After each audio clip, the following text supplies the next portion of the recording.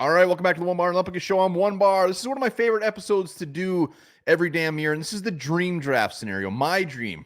Goonies line. I don't know if you've ever seen Goonies. Everybody's seen Goonies. Mouth. Corey Feldman. He says this was my wish, my dream, and it didn't come true. Hopefully, this comes true, or some of it comes true. But before we get that, remember, subscribe to the channel, like the videos here every damn day, talking Minnesota Vikings. We're going live during the draft. Join us, tailgating, drinking beers, doing giveaways. Justin Jefferson signed jersey, doing a bunch of stuff. Anyways, let me preface this. So this is a dream scenario where it's kind of realistic. Like things would have to fall in place for all these guys to happen, but it's not crazy. It's not like insane where I'm like getting, I don't know, Jaden Daniels in round 4. So let me know in the comments your thoughts, what your dream draft would be. But this is my dream. And as you can see, at pick 5. So we have already made a trade. And I could say, yeah, in a dream scenario, JJ McCarthy's there at 11 or Drake May's there at 11, but that's getting a little too far-fetched. So I made it a little bit more realistic. And the reason 5 is my dream scenario is we most likely only have to give up our 11 and 23. Maybe a little bit of change, but there's no way it's going to be 3 firsts. I shouldn't say no way, but most likely it's not going to be 3 firsts. And if we're giving up 2 picks to go get our quarterback, to me, that is a dream scenario.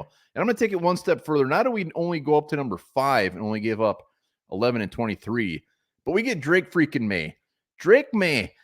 And you could say there's no way he's getting the 5, but we've seen it all in the past. And I mean, I know it's draft week and there's crazy ass rumors. You don't know what to believe. But Drake May or McCarthy could easily start falling to the point where they could fall out of the top 10 or right around 10. So Drake May at 5, well, it's a little bit of a pipe dream. I think it's still a little bit realistic and a dream scenario. So let's say the Patriots or somebody falls in love with JJ McCarthy and he goes 3, whatever. We go up with the the Chargers. And the Chargers are a team clearly looking to possibly trade back. Match made in heaven. We get Drake May. Yes, there's issues with his concerns with his footwork. Yes, there's issues with his accuracy, but he's got the tools that Kevin O'Connell could mold into a beautiful, beautiful quarterback. Drake May in this offense gets me so damn excited. So my dream scenario is we get Drake May at 5, give up our first 11 and 23. So let's go to round 4, the long, long wait. And in round 4, we get Cooper Beebe. Cooper Beebe projected to go like round 3, round 4-ish. So at 108, he would be a beautiful little gift. But I don't think it's out of the realm of possibility. Cooper Beebe, he's just a mauler. He's just a bruiser. He's not nice. He is just a bulldozer type of guard. Short arms, yes, don't care. I think he comes in, and Blake Brandel should be very scared that Cooper Beebe will take his job week 1. If not, we got somebody for the future. Blake Brandel isn't the long-term fix. And Cooper Beebe, we got to address that interior offensive line. There is not much depth there. Worst case, he adds nice depth as a rookie and competes, but I think he does probably start as a rookie. So Cooper Beebe, hot damn, I'm getting hot and excited. Let's go to round 4, our second pick. And I'm going Dwayne Carter.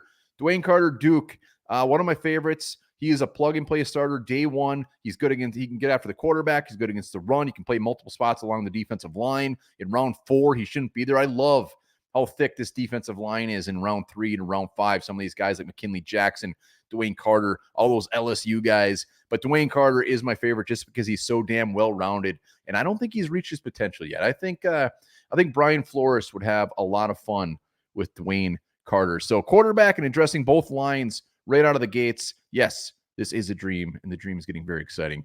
Round 5, Cam Hart. Again, Cam Hart, usually projected round 4, round 5. 157 might be a little bit steep. He's probably going to be gone, but who knows?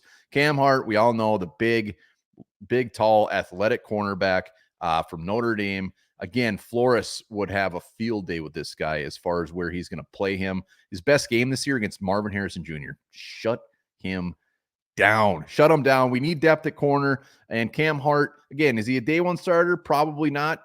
But he is definitely going to add some wonderful depth.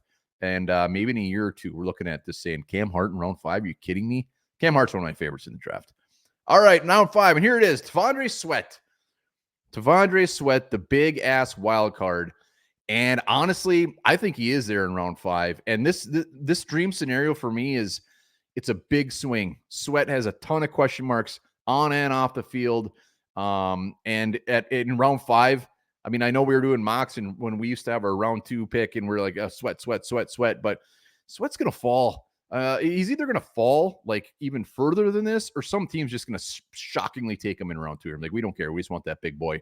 But I think Sweat is going to fall. I think he ends up going in round 5, maybe even round 6. We will see. I could be wrong, but taking a swing on a guy with this upside, if he can, keep his shit together off the field.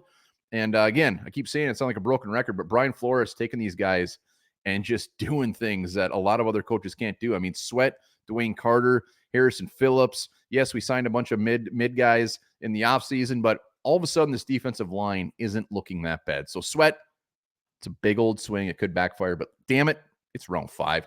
All right, round 6, we're going Zack Zinter. Zack Zinter, the big man.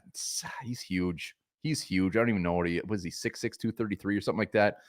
Injured. If he wasn't injured, he'd be going probably a couple rounds before this. But Zack Zinter, a guy that will definitely start in the league. Does he start early in his career? Probably not. But Zack Zinter, again, we get Cooper Beebe in round 4, who I do think would start. Zinter, now that's some damn good depth. That's some damn good depth with potential in the future to be a very, very good starter. So Zack Zinter, I'm going for potential here. And in round 6, hell yes. Round 7, I'm going Jaylen Coker, wide receiver from Holy Cross. Does this have to do with the fact that we interviewed him? A little bit, but I do love Jaylen Coker. What I love about him is you throw it anywhere near him. I mean, anything you watch on this guy, he catches. Is he a burner? No. Is he going to send him deep 5 times a game? Absolutely not. But anything in the vicinity of this guy, especially in the red zone, he's not afraid to go over the middle. He's not afraid to take a hit. He just seems to come down with it. And in round 7 pick, if he's a guy that could be like your 5th wide receiver, yeah, I mean, he's a dude that I want out there catching those tough balls. So Jaylen Coker, love everything about him. Let's go to the last one. And yes, it is Frank Gore Jr. Frank Gore Jr., round 7, tough-ass runner.